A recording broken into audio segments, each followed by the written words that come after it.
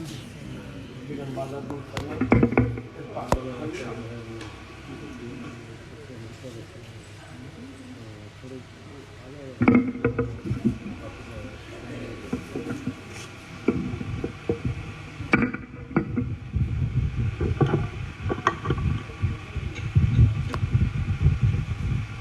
बोलिए भृगुजी महाराज की जय।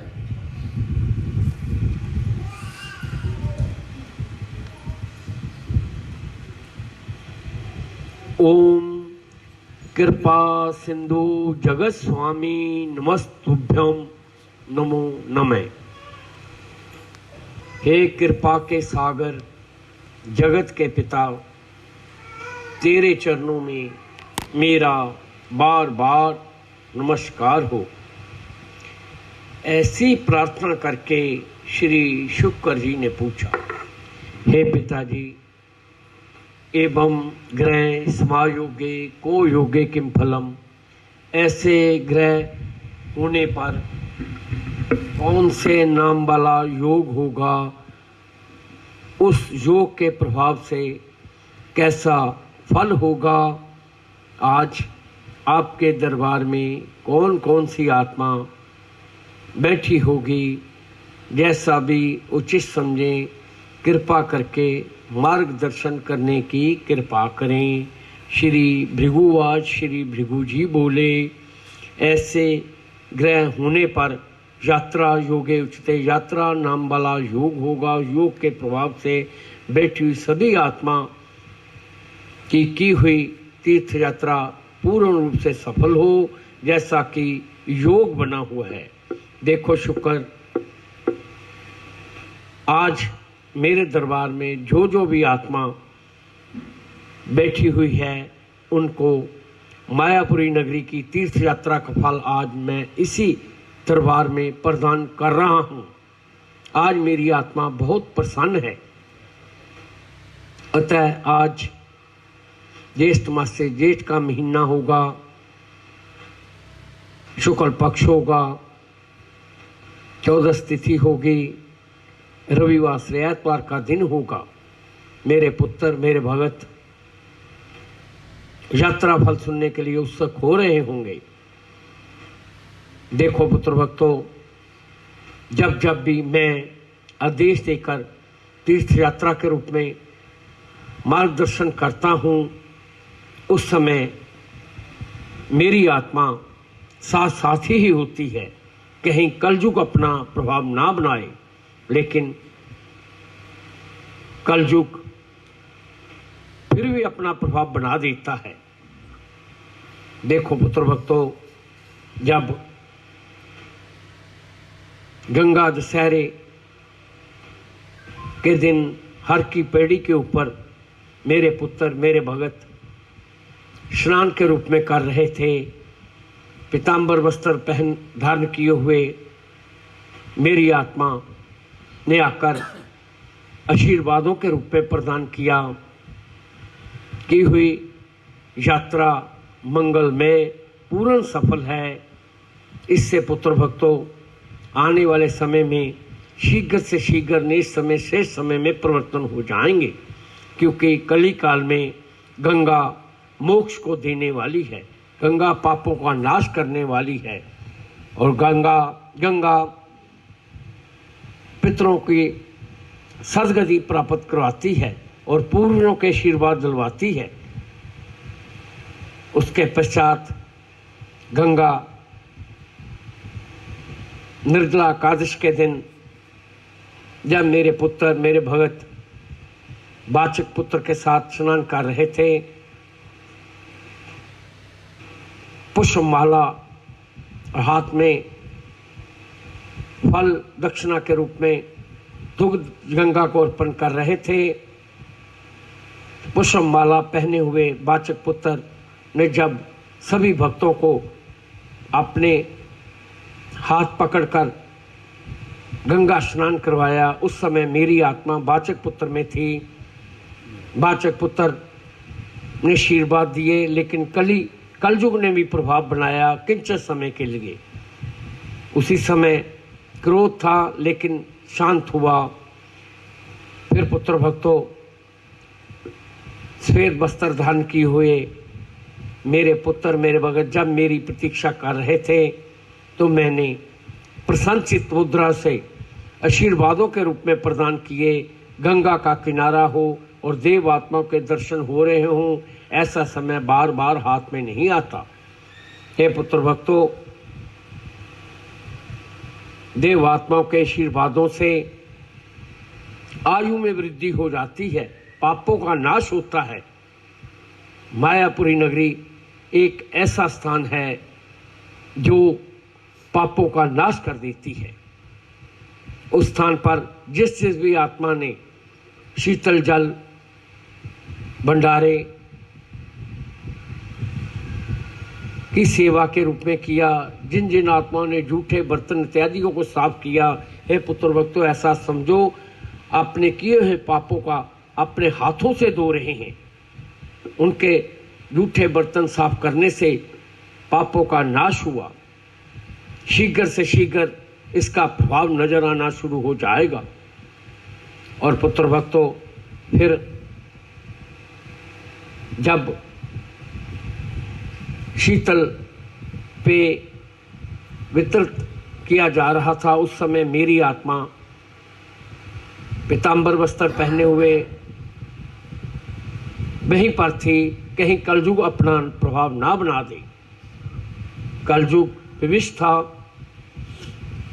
जब संत समाज को भंडारे के लिए निमंत्रण के रूप में यह दिया, अभी संत समाज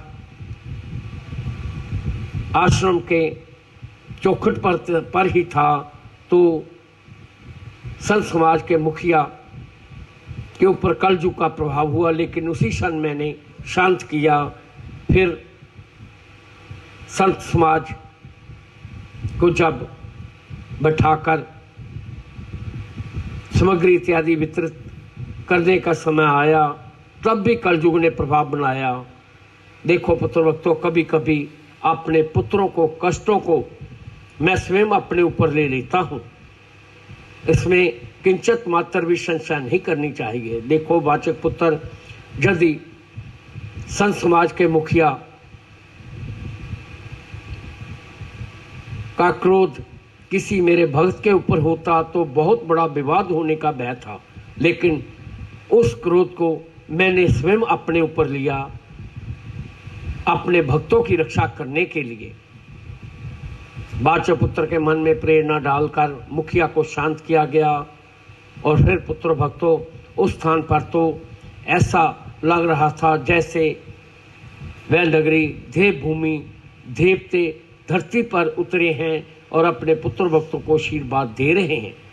हे पुत्र भक्तों, उस समय अगस्त मुनि भी उसी स्थान पर थे, मेरा पुत्र भी मेरे साथ था और ख्याति बहुत सी देवात्माएं, त्र्यंबकम भोलेनाथ, विष्णु स्वयं अपने पुत्र भक्तों को आशीर्वादों के रूप में प्रदान कर रहे थे। और फिर मेरे को आसन देकर व्यास गद्दी के ऊपर विराजा गया। तो फिर मेरी आत्मा अति प्रसन्न थी और ढेरों के ढेर आशीर्वाद देता गया। किए हुए भंडारे, तीर्थ यात्राएं पूर्ण रूप से सफल है, इसमें किंचित मात्र भी संशय नहीं करनी चाहिए। हे पुत्र भक्तों, जिन जिन आत्माओं के मन में प्रश्न उठता है क्या इसी जीवन में हमारे को भगवान के दर्शन होंगे या नहीं होंगे, हे पुत्र भक्तों,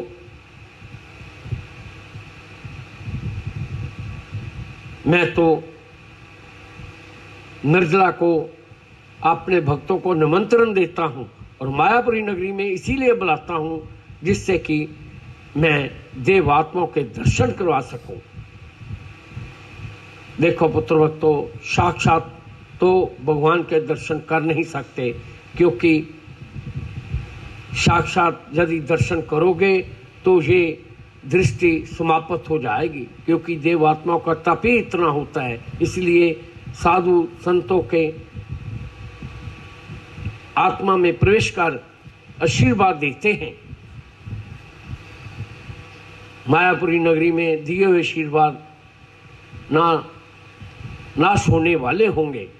जिन जिन आत्माओं ने पूर्वजों के निमित्त होकर दान किए, पिंड दान किए, उससे उनके पूर्वज प्रसन्न हुए।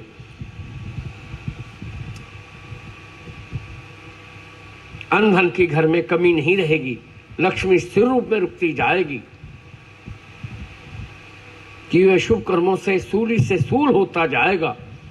जिनके घरों में कन्याओं के मंगल कार्य में विघ्न बाधाएं हैं, शीघ्र से शीघ्र मंगल कार्य का योग बनेगा। कलिकाल में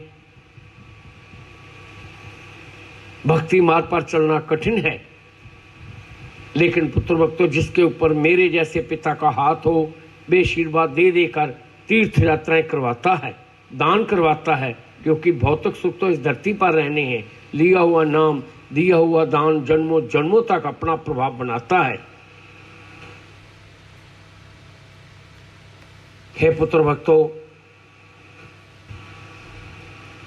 जब जब भी श्वेत धातु की कटोरी वाला तंत्र के रूप में करो, तो पुत्र भक्तों, त्र्यंबक भोलेनाथ के साथ साथ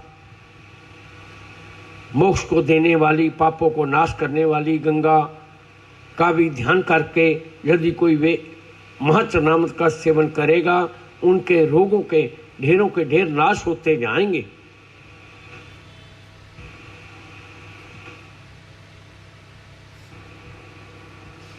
अभी तो पुत्र भक्तों, बहुत से ऐसे शुभ कर्म करवाने हैं।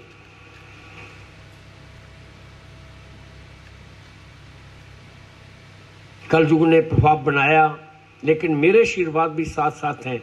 मैंने बहुत से भक्तों के मन में ऐसी प्रेरणा डाली मायापुरी नगरी में, जिससे कि मेरे पुत्र, मेरे भगत अपने निवास स्थान को ढूंढने में वाचक पुत्र चिंतित रहता है। हे वाचक पुत्र, ऐसा समय भी आएगा, मायापुरी नगरी में मेरे नाम से धाम के रूप में हो जाएगा, जिससे कि मेरे पुत्र भक्तों को गंगा मायापुरी नगरी में रहने के लिए चिंता दूर होती जाएगी। उस स्थान पर भंडारे इत्यादि का भी प्रसाद के रूप में चलन चलेगा। समय की प्रतीक्षा करनी होगी। शनि शनि ऐसा योग भी बनेगा। हे पुत्र भक्तों, आज के दिन जो भी आत्मा मेरी वाणी भले ध्वनि यंत्र के साथ सुन रही हैं, उनके पापों के ढेर नाश हों, ऐसे आज मैं आशीर्वादों के रूप में प्रदान कर रहा हूँ। देखो पुत्र भक्तों, तुम्हारे पास कोई दिव्य दृष्टि नहीं जो या तुम देख सको। हे वाचक पुत्र, यात्रा आरंभ में ही जब इंद्र प्रसन्न हुआ, किंचित मात्र अमृत वर्षा हुई और समय समय पर वर्षा के रूप में होता रहा। ये शुभ संकेत हैं, इसमें किंचित मात्र भी संशय नहीं करनी चाहिए। क्योंकि पुत्र भक्तों, यात्रा तो यातना का नाम है। जिसके ऊपर गुरु की कृपा होती है, उनकी यातनाएं भी दूर हो जाती हैं। मंगलम चाहे दिनों दिन प्रतिदिन मंगल ही मंगल होता जाए। जिस पुत्र के मन में भृगु धाम के बारे प्रश्न है, हे पुत्र, तुम्हारे हाथों से मैंने बहुत से दान इत्यादि पूर्वजों के निमित्त होकर करवाए, आशीर्वाद दिलवाए। वह समय दूर नहीं जब भृगु भवन धाम का योग बनेगा। जैसी जैसी भावना होती है, वैसा वैसा फल प्राप्त होता रहता है। हे नवरत्न पुत्र, क्यों चिंता करते हो? कभी आजू की चिंता तो कभी मेरे धाम की चिंता। हे पुत्र, कलयुग प्रभाव बनाता है। शुभ कर्म में विघ्न बाधाएं आती हैं, लेकिन इसी जन्म में ही तेरे हाथों से शुभ कर्म करवाऊंगा। इसकी चिंता छोड़कर हे पुत्र, चिंतन करो, शीघ्र से शीघ्र तुम्हारी मन की इच्छा पूर्ण होगी। जो जो भी आत्मा मेरे दरबार में मेरी वाणी सुन रहा है, उनके मनोकामनाएं पूर्ण होती जाएंगी। देखो पुत्र भक्तों, हम देव आत्मा धन के भूखे नहीं होते, भूखे वश हैं केवल श्रद्धा भावना के। श्रद्धा भावना से जब जब भी कोई हमारे आगे नतमस्तक होता है, हमारी आत्मा प्रसन्न हो जाती है। आत्मा प्रसन्न होने से परमात्मा प्रसन्न होकर आशीर्वाद देता है। हे पुत्र भक्तों, भौतिक सुख तो धरती पर रहने हैं, लिया हुआ नाम, दिया हुआ दान जन्मों जन्मों तक अपना प्रभाव बनाता है। अभी तो वाचक पुत्र मेरे दरबार में ऐसी ऐसी आत्माएं भी आएंगी जिन्होंने भक्ति मार्ग पर चलकर अपना जीवन धन्य किया और आत्मा का कल्याण कर रही हैं, सत्संग के रूप में, प्रवचनों के रूप में।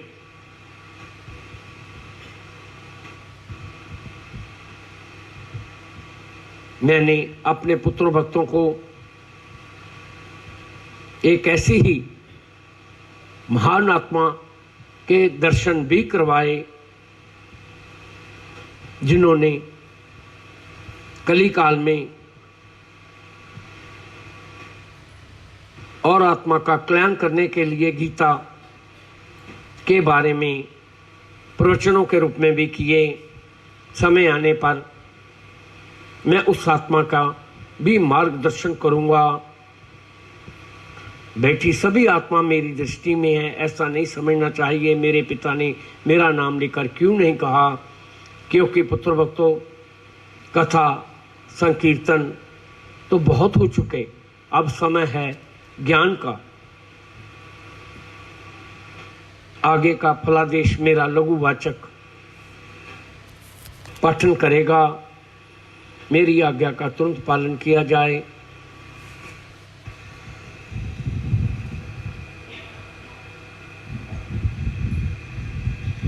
बोलिए भृगु जी महाराज की जय।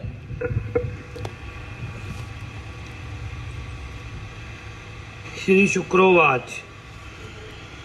श्री शुक्र जी ने कहा, हे पिताजी, प्रार्थना के संदर्भ में कुछ बताएं। प्रार्थना क्या होती है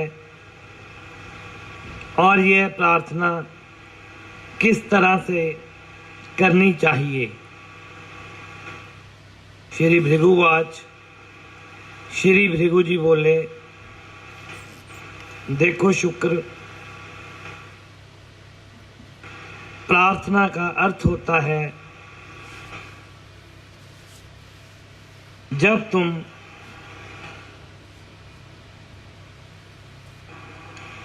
आंतरिक रूप से प्रभु को याद करते हो, जब तुम असहाय हो जाते हो, उस स्थिति में जो भाव निकलते हैं उसी को प्रार्थना कहते हैं। लेकिन कलयुग के प्रभाव के कारण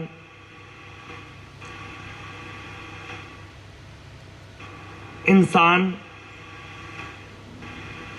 प्रार्थनाओं में भी अपनी युक्तियां लगाने लगा है।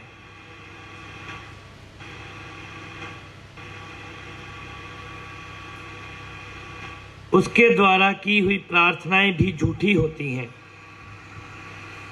उसी की तरह खोखली होती हैं जैसा वह खुद होता है। ऐसे ही एक बार बहु आत्माएं नाव में सवार थी।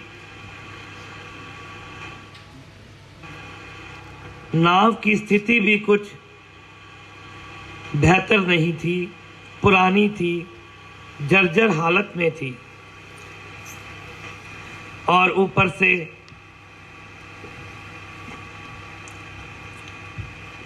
समुद्र की लहरें भी आसमान को छूने लगी। भीतर बैठी हुई आत्माएं जब असहाय हो गई तो मन में प्रार्थना करने लगी, हे भगवान, अब आप ही मुझे बचाएं। अलग अलग भाव प्रस्तुत करने लगी। कोई कहने लगा, मैं 21 मुद्राओं का प्रसाद अर्पण करूंगा, मैं संन्यास ले लूंगा, एक बार मेरे प्राण बचा लें।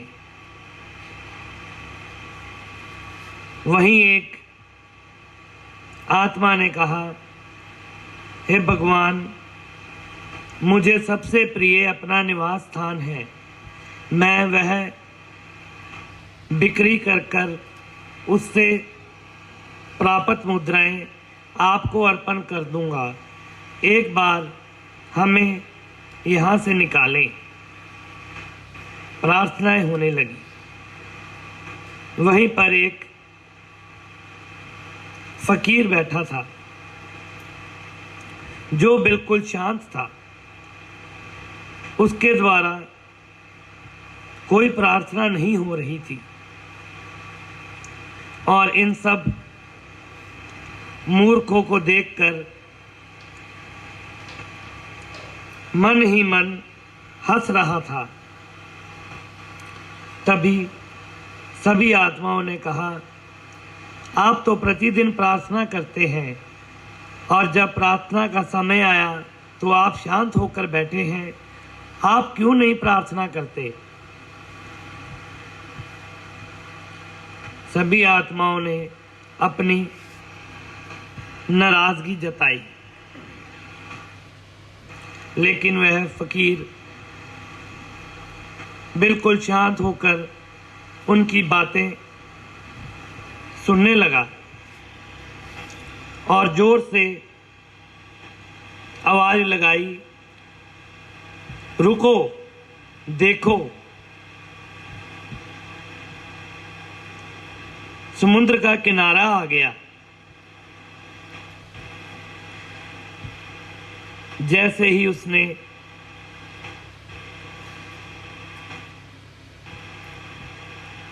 यह आवाज लगाई, तभी तत्क्षण सभी आत्माएं अपना सामान बांधने लगी, प्रार्थनाएं भूल गई।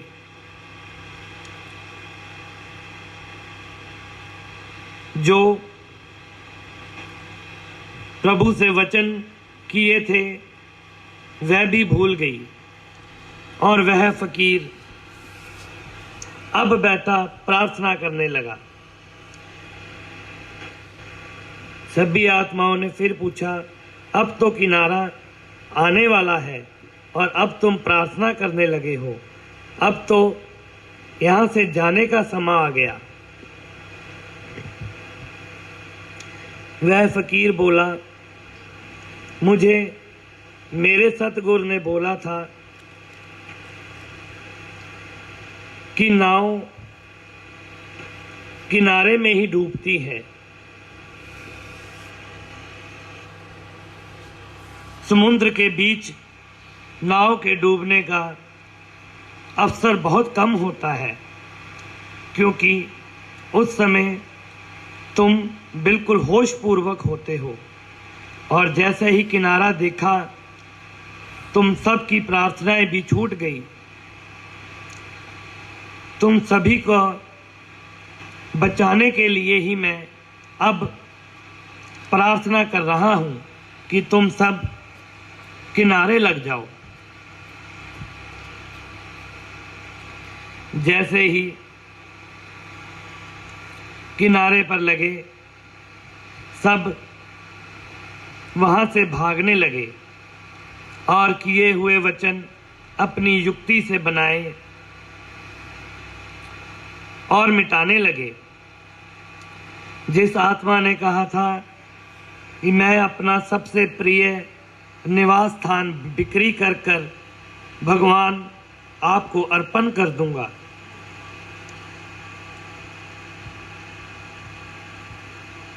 उसने अपने कुबुद्धि से वह वचन तो निभाया, लेकिन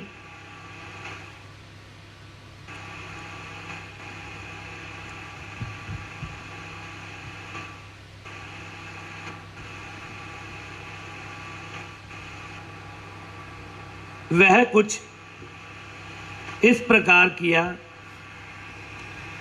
उसने एक बिल्ली खरीदी और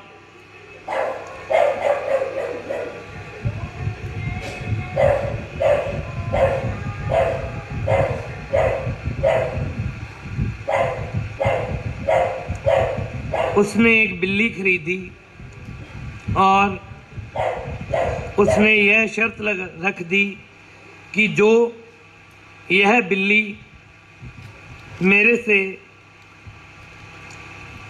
10 लाख मुद्राओं में खरीदेगा, उसको यह निवास स्थान मैं सिर्फ 1 रुपये में दे दूंगा। ऐसी घोषणा सुनकर बड़े बड़े दूर से शाहूकार आए, क्योंकि वह निवास स्थान था ही बहुत सुंदर भव्य। अब उसने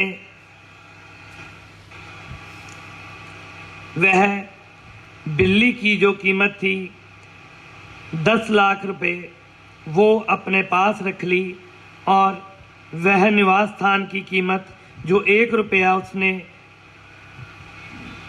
प्राप्त किया था, वह जाकर मंदिर में भगवान को बोला कि ये देखो, मैं अपना वचन निभाने लगा हूँ।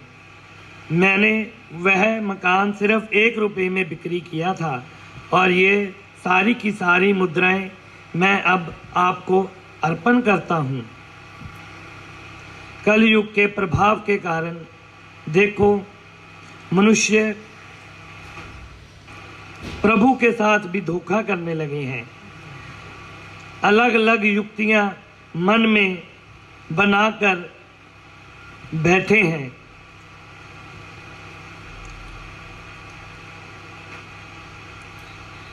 ऐसे ही स्वामी राम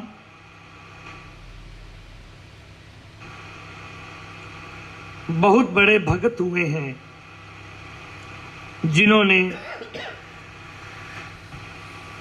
पताल नगरी में जाकर सबसे प्रथम प्रवचन किया था। वहां पर उनके प्रवचनों की चोट पताल नगरी के निवासियों को छू गई। उनकी बातें किसी से उधार ली हुई नहीं थी, नगद ज्ञान था।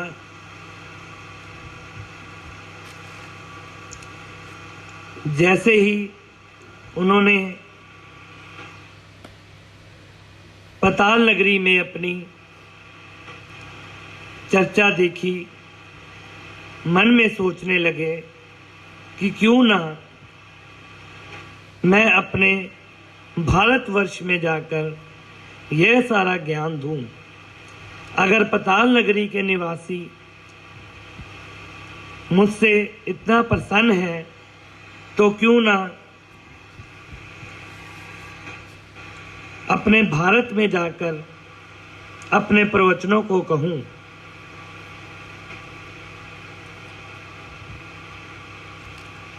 पताल नगरी के निवासी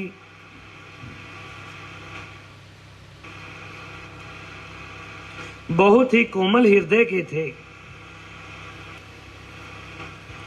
कोई ज्यादा संस्कृति वहां नहीं थी। भगवान को वह बिल्कुल नहीं मानते थे, लेकिन राम की कथा सुनकर वह सब प्रभावित हो उठे। अब स्वामी राम भारत में आए। उन्होंने कहा, जहाँ पर उपनिषद ग्रंथ, गीता, महात्मा बुद्ध, महावीर, कृष्ण, नानक आदि का जन्म हुआ है।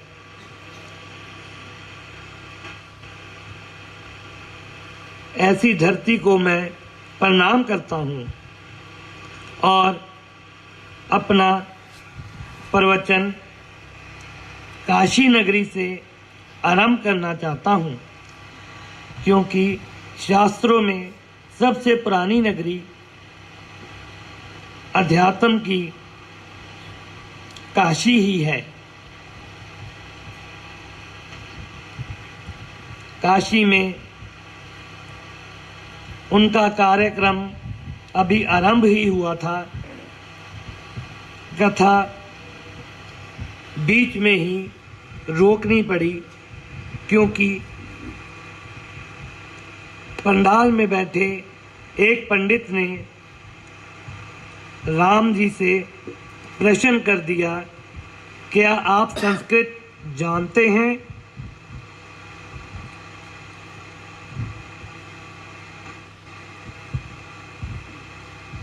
राम ने उत्तर दिया, जी नहीं, मैं संस्कृत नहीं जानता, मैं तो फारसी और उर्दू ही लिखना पढ़ना जानता हूँ। तो फिर आप ये वेदांत की, उपनिषदों की बातें हमसे क्यों करते हो? जाइए पहले संस्कृत सीख कर आइए। जैसे ही पंडित ने बोला, सारा पंडाल वहां से खाली हो गया। राम के हृदय को बहुत चोट लगी कि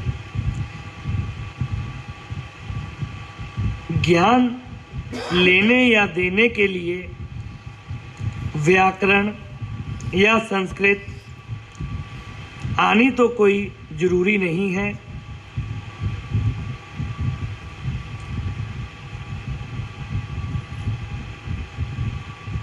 इतना मन दुखी हुआ कि फिर वह सीधा दूर हिमालयों में जाकर रहने लगे और यहाँ तक कि जब उनका देहांत हुआ तो उनके शरीर पर गेरुए वस्त्र नहीं थे। फिर अनुमान लगाया गया कि हो सकता है राम ने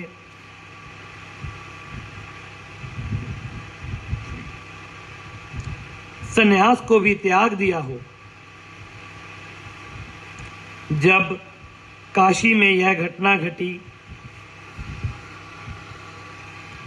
हो सकता है तभी से ऐसा वैराग्य आया हो कि इन्होंने गेरुआ तक त्याग कर दिया। इसीलिए मुझे कबीर अति प्रिय हैं। कबीर के पास कोई शिक्षा नहीं थी, कोई व्याकरण नहीं था, लेकिन जब भी मुख से वाणी निकलती थी तो खड़क की धार से भी तीखी। और उधर महात्मा बुद्ध, जो के राज दरबार के उपवन थे, भांति भांति के फूल खिले हुए थे। क्या सजावट थी उनके उपवन में! कहां कहां से ज्ञान उनके भीतर समाया हुआ था। लेकिन जंगलों में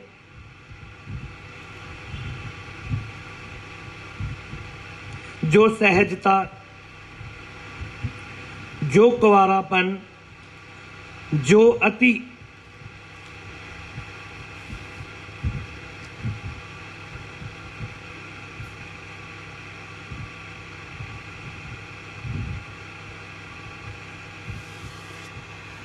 सुनसान अंधेरा जंगल में था। महात्मा बुद्ध के पास उसका अभाव था, क्योंकि राजमहल में ही पैदा हुए थे, या यूं कहें महात्मा बुद्ध उपवन थे और कबीर जंगल की आग थे।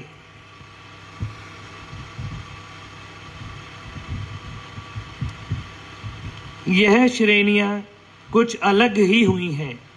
कबीर, रेदास, गुरु नानक, दया, सहजो, फरीद, और इधर महात्मा बुद्ध, महावीर, कृष्ण। यह सब राज दरबार में, राजभवनों में पैदा हुए, और उधर दूसरी ओर वह सब झोपड़ियों में पैदा हुए।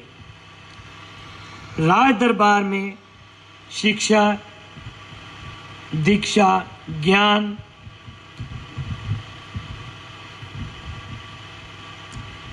मेरे लिए कोई बड़ी बात नहीं है, लेकिन मैं इन सब से बहुत प्रभावित हूँ जो झोपड़ी में रहकर भी परम प्रकाश को पा गए।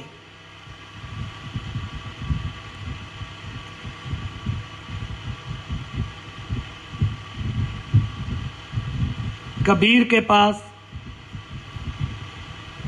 कोई ज़्यादा तर्क नहीं थे, गणित नहीं था। उनकी वाणी सीधा लठ की तरह प्रभाव करती थी, और उधर महावीर और बुद्ध शिक्षित थे। उनकी वाणी फूलों से भी कोमल थी। तर्क थे, सिद्धांत थे।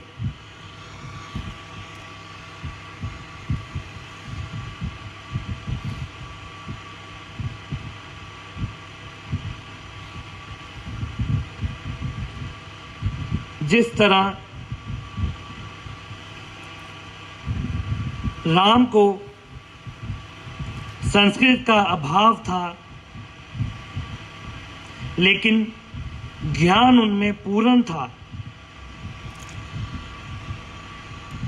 हे शुक्र, मैं तुमसे पूछता हूं, क्या कभी किसी ने ज्ञान से प्रभु को पाया है?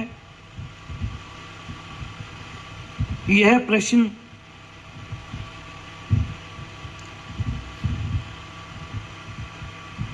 मुझे कुछ रमता नहीं कि क्या आपको संस्कृत आती है, क्या आपको वेदों का वेदांत आता है, क्या आपने उपनिषद पढ़े हैं।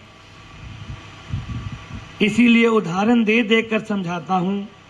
कबीर, फरीद, सहजू, दया इत्यादि, इनके पास कोई शिक्षा नहीं थी।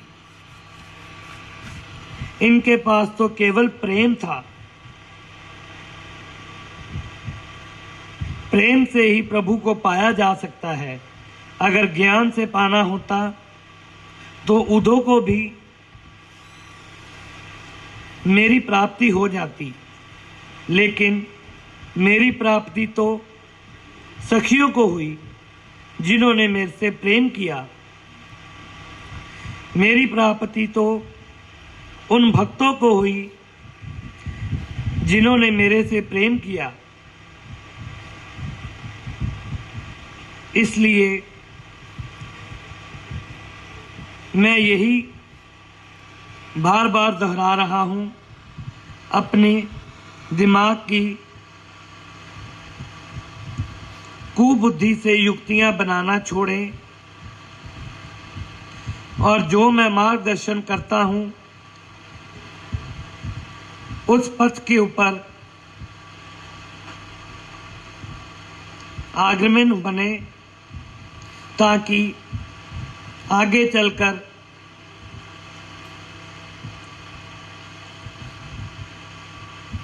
आप में से ही कोई ऐसे भगत निकलेंगे जो मेरी वाणी को दूर दूर तक फैलाएंगे।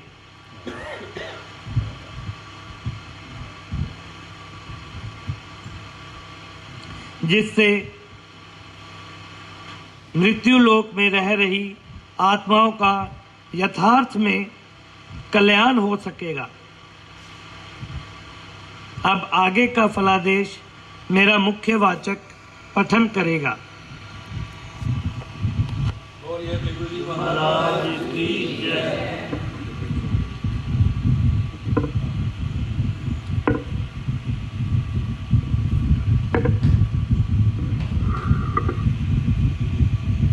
देखो शुक्र, साक्षी भाव सर्वभाव से तो देव आत्मा को पा सकते हो।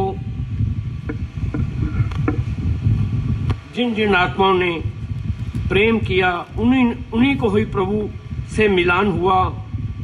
हे पुत्र भक्तों, आज अपनी सभी चिंताएं मेरे दरबार में छोड़ दो। चिंतन करो, सेवा करो, सत्संग करो, सिमरन करो, जिससे कि धरती लोक पर आना तुम्हारा सार्थक हो जाए। यही लोक परलोक दोनों ही सुधर जाएं।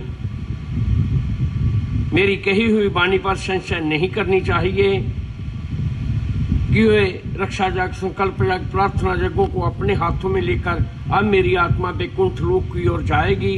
बैठी हुई सभी आत्मा मेरी दृष्टि में है, ऐसा नहीं समझना चाहिए। मेरे पिता ने मेरा नाम लेकर क्यों नहीं कहा। वाणी को विराम दे रहा हूँ। सभी को मेरे बहुत बहुत आशीर्वाद। इति शुभम। बोलिए श्री भृगु जी महाराज की जय। गुरुदेव भगवान की जय।